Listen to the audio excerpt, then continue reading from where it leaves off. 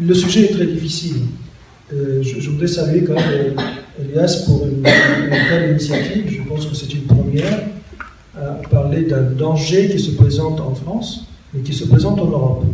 Et nous, les gens d'origine du Moyen-Orient, d'origine de ces pays-là, on le voit et on le voit venir. Et, avant d'aborder les idées sur quoi faire en tant que citoyen, vous vous rappelez quand même ce qui se passe en Égypte et l'événement de la semaine dernière, parce que les gens sont fatigués, comme les Français aussi doivent être fatigués de tout ce qui se passe en Orient et quand est-ce que ça va se terminer.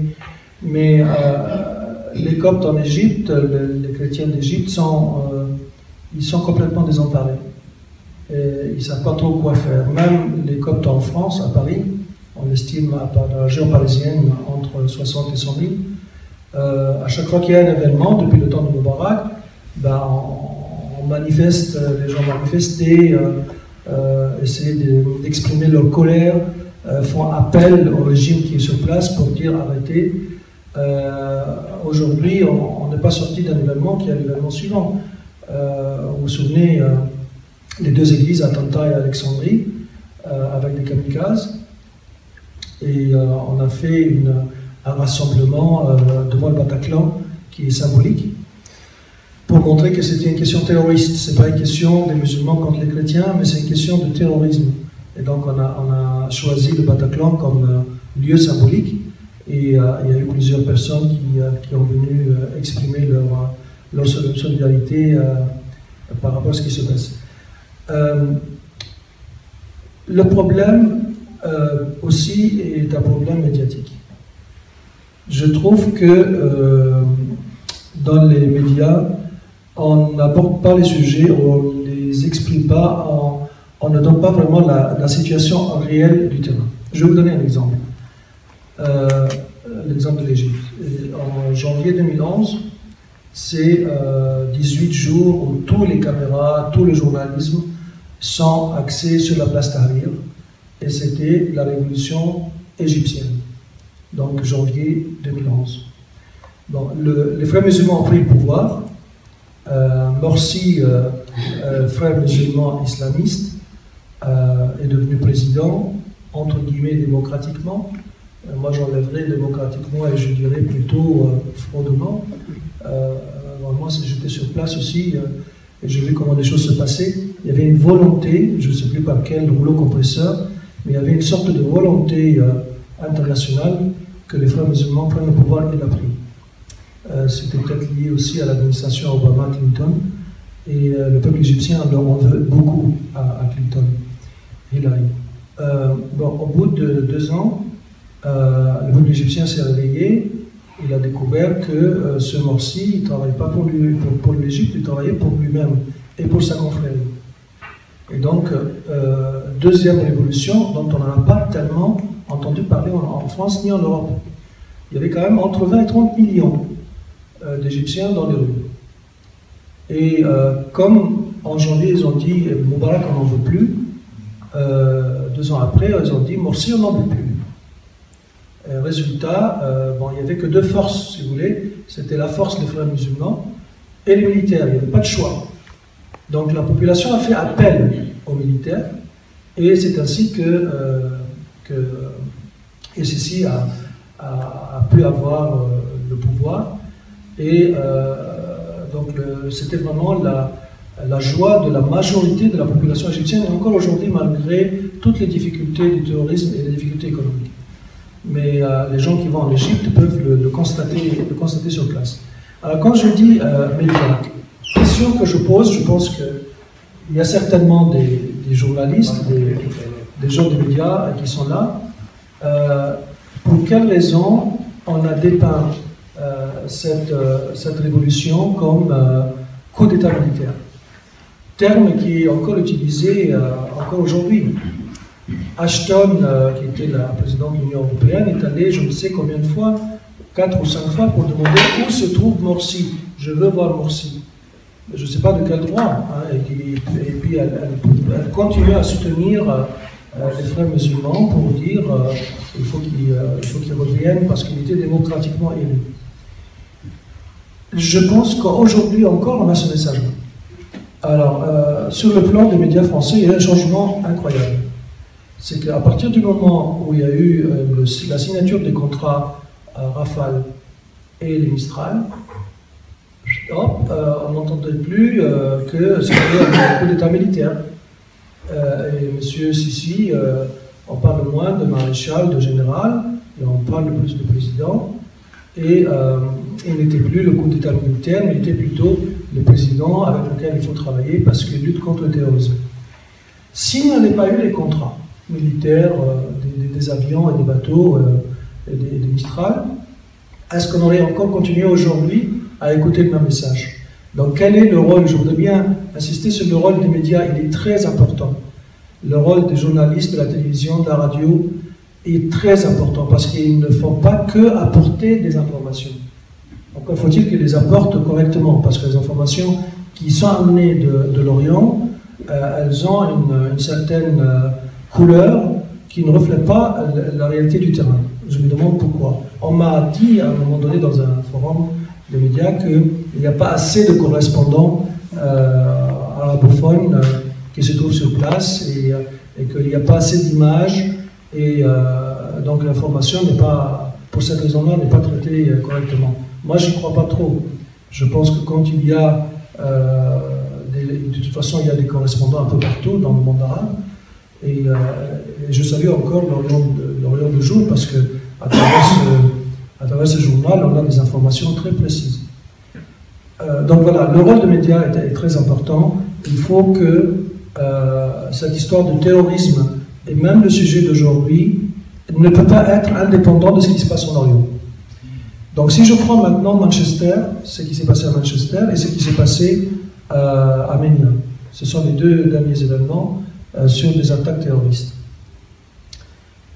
J'ai regardé la télévision quand l'événement de Ménia s'est produit et j'ai vu un filet, je crois que c'était le BBC, et puis encore sur France 24, un petit filet. Voilà, il y a 24 ou 29 qui ont été tués par des islamistes. C'était 2 jours après Manchester. Manchester, il continue encore toujours à dire où est-ce qu'il se trouve le gars, ses frères, son père, etc.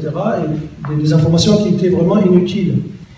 Donc la question est la suivante, c'est est-ce que, d'ailleurs c'est un journaliste qui a fait le commentaire, est-ce que 29 chrétiens coptes valent moins que 24 anglais de Manchester?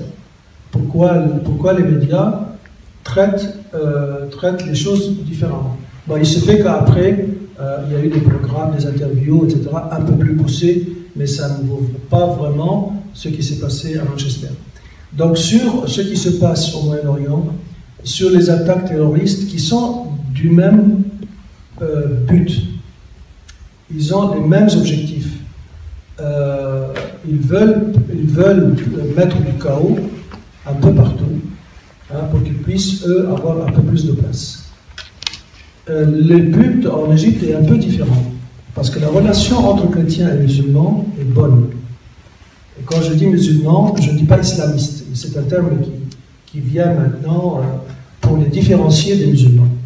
Islamiste, le terme islamiste aujourd'hui est un peu attribué au terrorisme.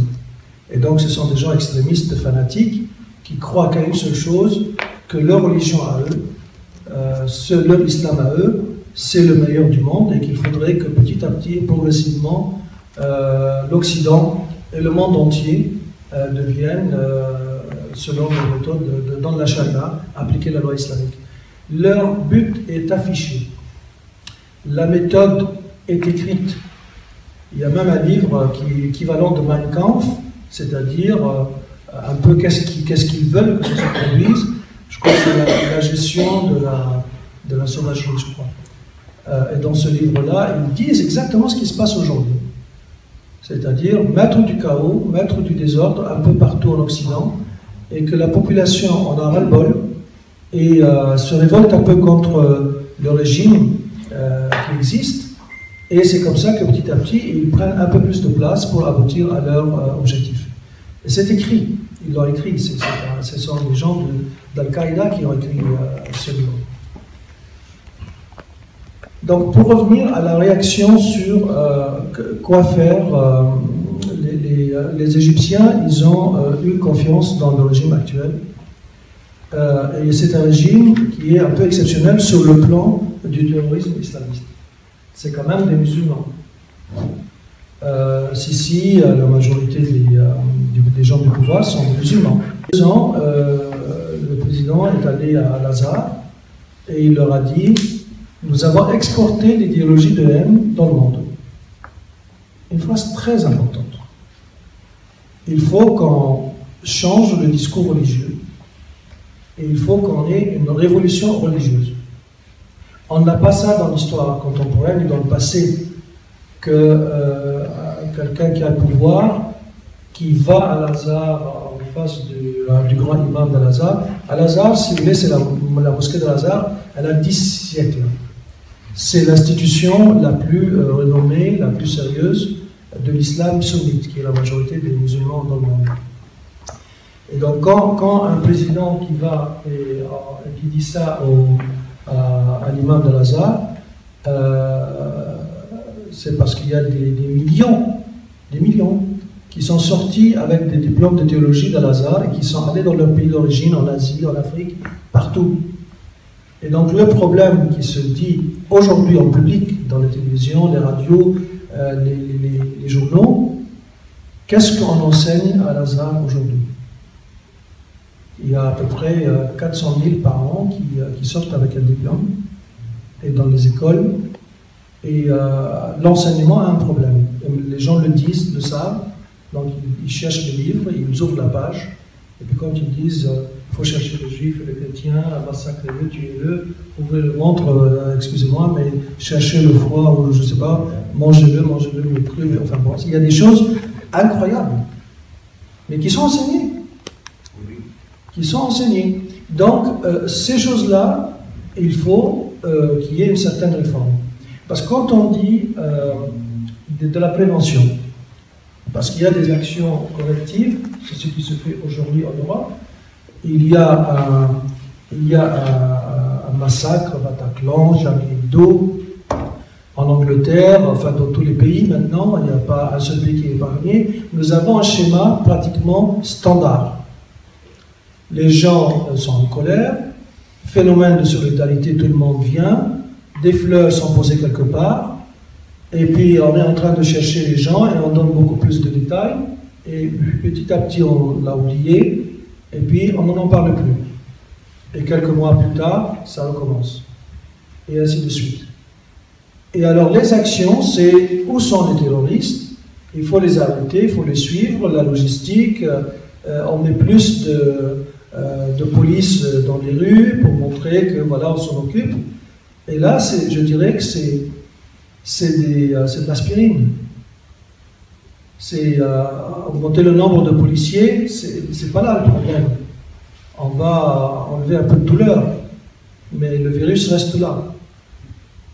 Et comment s'attaquer au virus, c'est là le problème.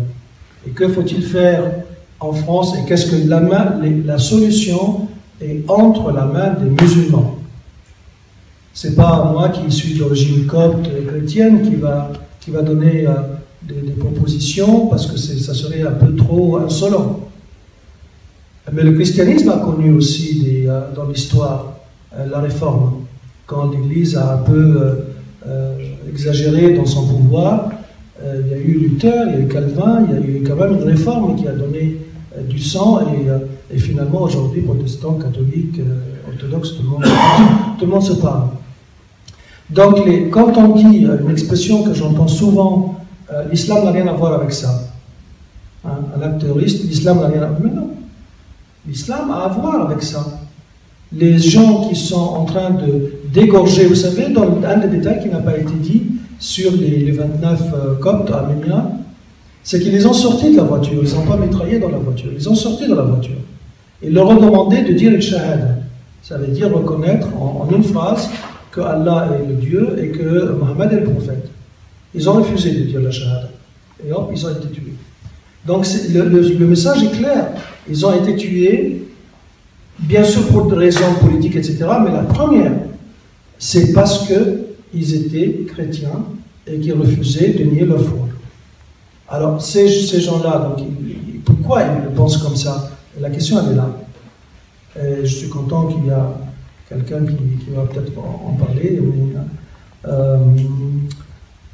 Mais, la question est donc d'essayer de voir quel est quand on met des actions, si on met des actions ici en France, il faut prendre ça en compte.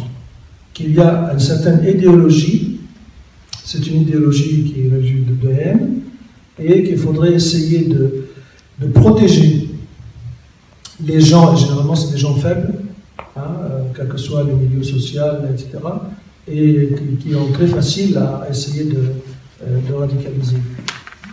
Il faut savoir aussi que ces gens-là sont les premières victimes.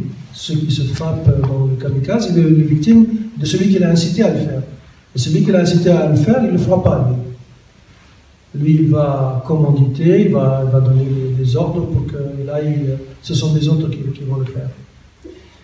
Voilà, donc là, c'est au niveau des médias.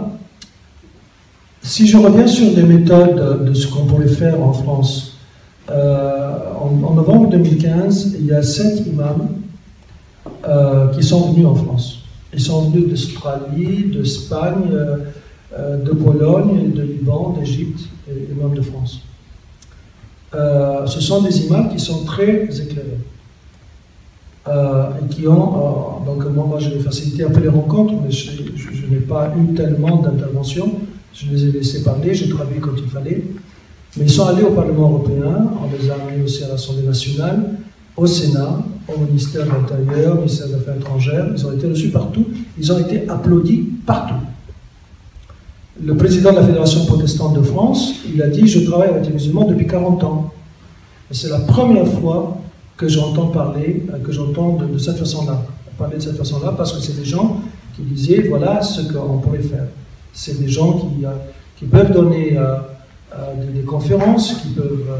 Alors, ce qui est un peu surprenant, nous étions je crois que c'était le 11 novembre ou le 12 novembre, la Bataclan, 2015, à 14h. 13 novembre. Le Bataclan. 13. Eh bien, à 14h, ces imams étaient au ministère de l'Intérieur. On n'a pas rencontré Cazeneuve, mais on a rencontré 3 conseillers.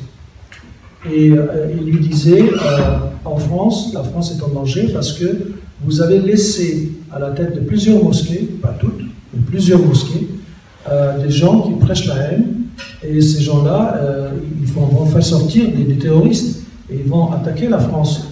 La France est en danger. 14 heures. Bon, les conseillers, je ne dirais pas les noms, mais ils ont tout simplement noté.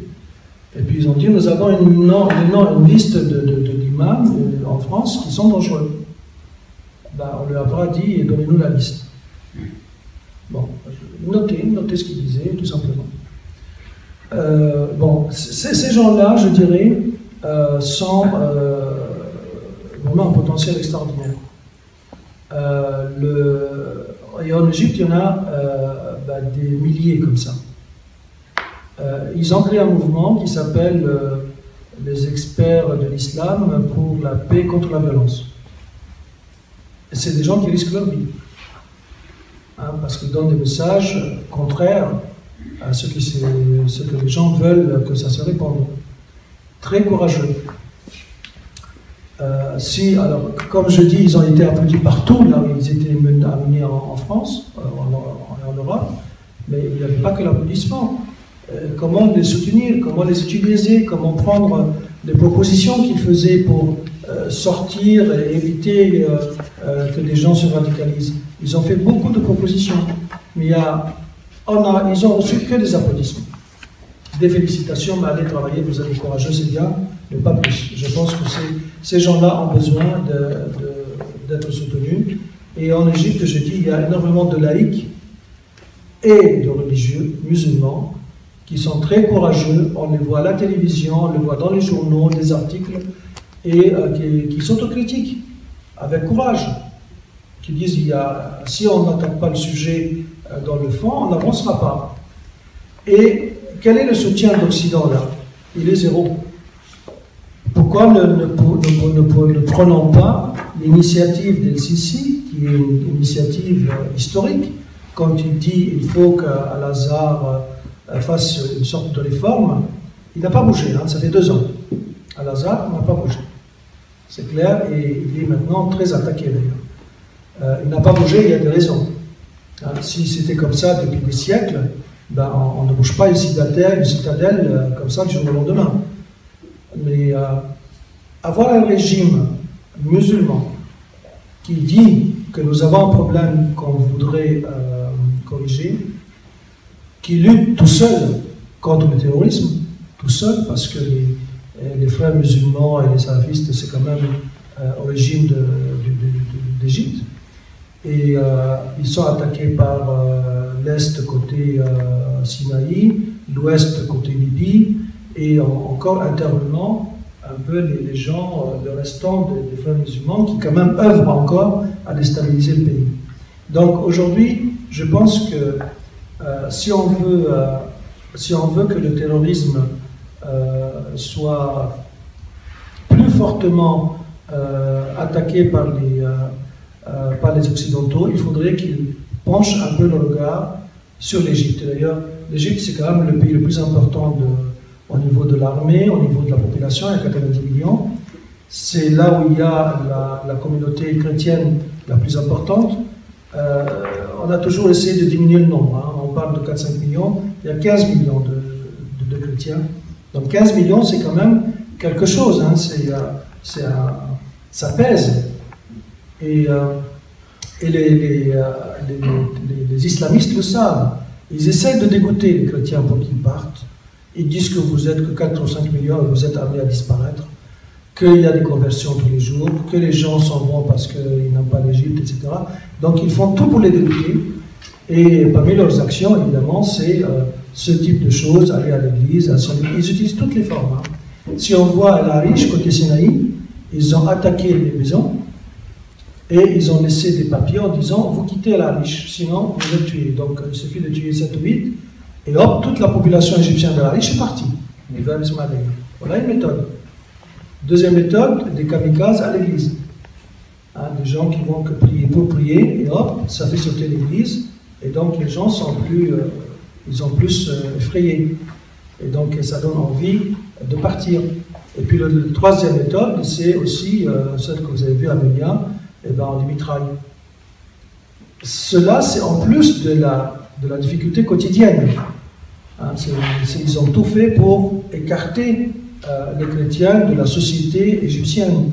Et merci Moubarak, c'est parce que c'est à cause de lui, je dirais, qu'il a laissé la société égyptienne être pourrie par les frères musulmans qui sont entrés dans toutes les institutions et qui ont pourri la mentalité des gens.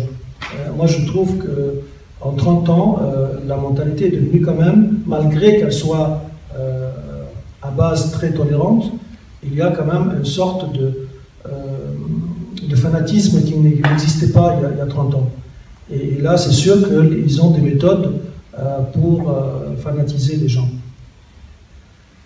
Voilà, donc une des choses qu'on peut faire, et je ne voulais pas accaparer la parole, mais si tu m'arrêtes, hein,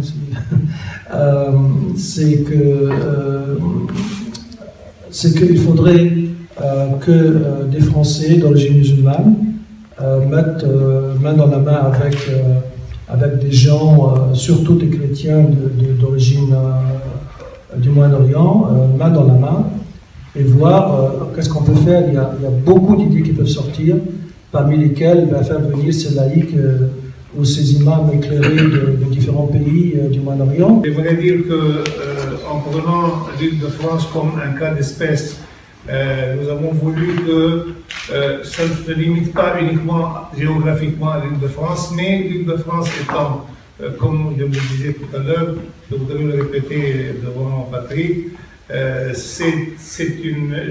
abrite la plus grande agglomération de Français d'origine musulmane et de résidents musulmans avec une forte proportion de Maghrébins.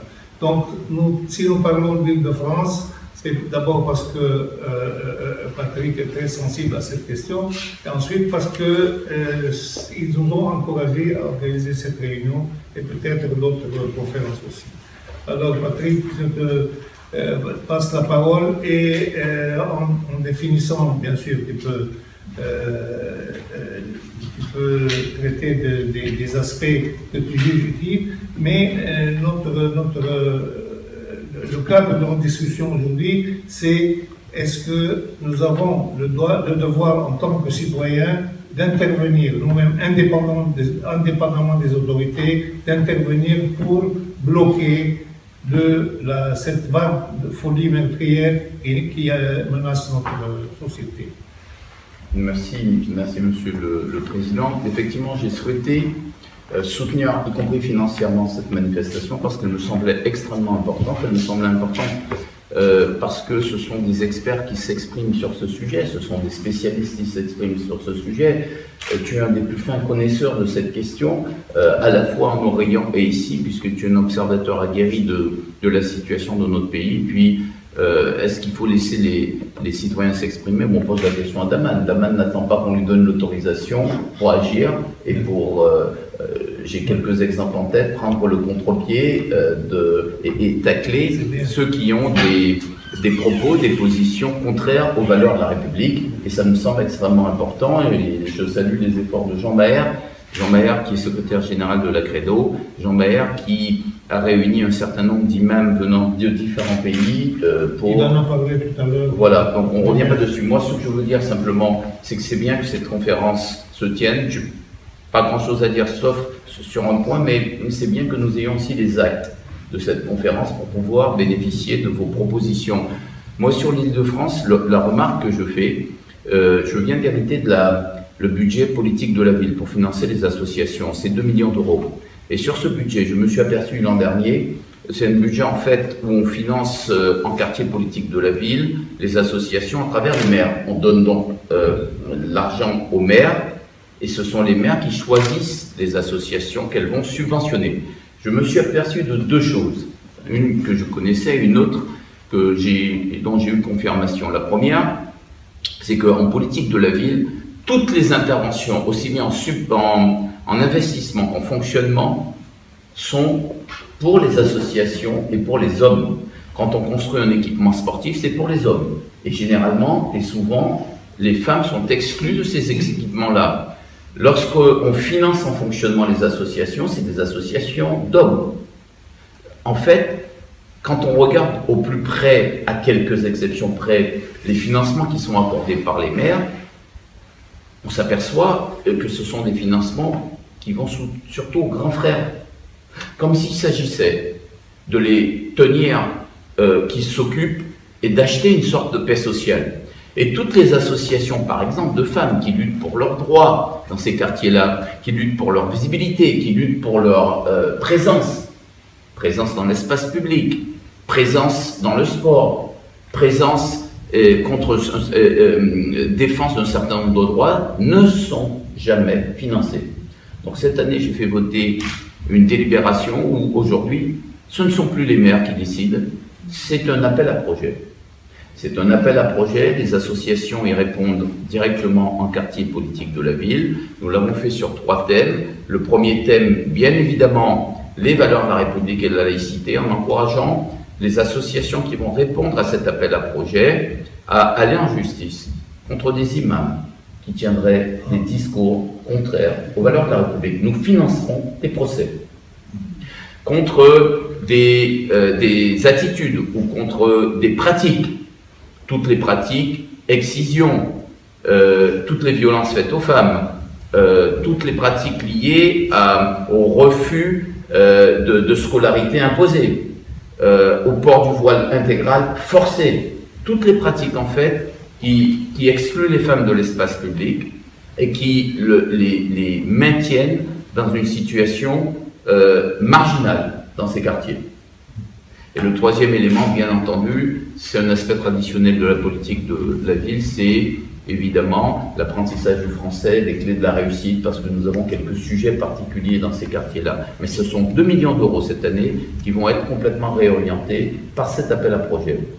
et des anciennes associations, celles des grands frères qui jusqu'à présent étaient réellement, j'ai regardé un certain nombre d'associations, étaient réellement bien aidées par les pouvoirs publics et recevaient des financements croisés. J'ai scanné un certain nombre de dirigeants et un certain nombre de propos, ça fait froid d'eau. Sur le rôle de la femme, sur la présence des femmes, sur l'infériorité des femmes, parfois même sur les autres religions, et on les finance. C'est terminé. Cette année, ils vont se réveiller, il n'y aura pas de financement régional. Et j'ajoute que j'ai une ambition beaucoup plus forte sur ça, c'est que je n'accepterai pas non plus de dérive sur, et qu'on confonde islamisme, islam politique, parce qu'il y a le terrorisme, mais il y a l'islam politique, et l'islam. Ça n'est pas possible de mélanger les deux notions. On peut être musulman et être totalement républicain, totalement intégré dans la République. Et l'islam de la Réunion, c'est aussi un modèle où les musulmans de la Réunion sont les hommes d'affaires les plus riches. Ceux qui ont réussi, ce sont ceux qui occupent aujourd'hui le devant de la scène. Ils ont racheté un certain nombre de médias, une télé, ils ont des radios, ils ont l'un des deux grands journaux de la Réunion. La présidente du Conseil général de la Réunion est musulmane. Ça ne pose aucun problème. Et quand on est à Saint-Denis de la Réunion, on peut entendre le muezzin lancer l'appel à la prière. Ça ne choque aucun Réunionnais. Mais ça ne choque aucun Réunionnais, pourquoi? Parce que les musulmans sont totalement républicains. Ils se battent jour après jour contre les dérives. Et c'est eux. Ce sont eux qui sont en première ligne sur ces questions-là. Ce sont eux qui portent le flambeau de la République. Et quand il y a des dérives dans la communauté, dans les communautés musulmanes, parce qu'il y a des communautés musulmanes, eh bien ce sont eux d'abord qui alertent le préfet. Ce sont eux qui font le signalement.